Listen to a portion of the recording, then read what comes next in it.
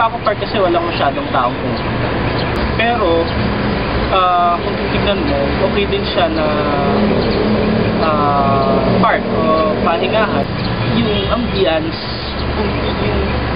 yung pagiging luma, yun yung nagbibigay sa kanya ng karakter. Suppose sa Luneta, okay naman ang Luneta, pero itong lugar na to, tago siyang lugar sa gitna ng Maynila.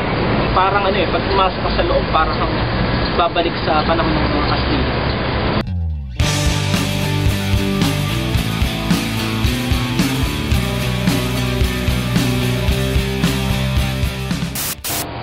Ito, pasukin natin.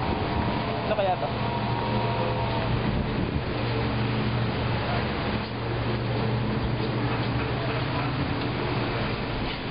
Wow, grabe.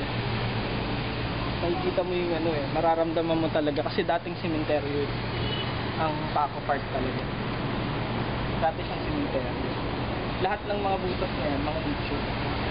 Ito, kung titignan mo to, yung detalye nung talagang ginawa sa para maging sementeryo kasi may mga sculpture ng buko.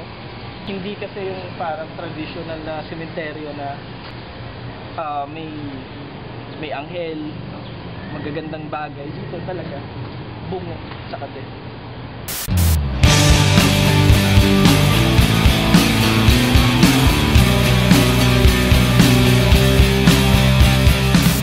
Intramuros po kayo talaga. Kasama po. So, pag may mga kasal dito? Oo, nag-ayos kami. Basta yung kasal namin, yung sa amin talaga.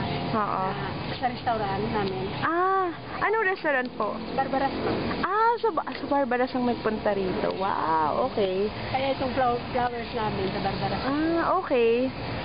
Gano'n na po kayo katagal nag-arrange? Ano yun, decorator talaga kayo ng florist? Florist, decorator, ganyan. Talaga.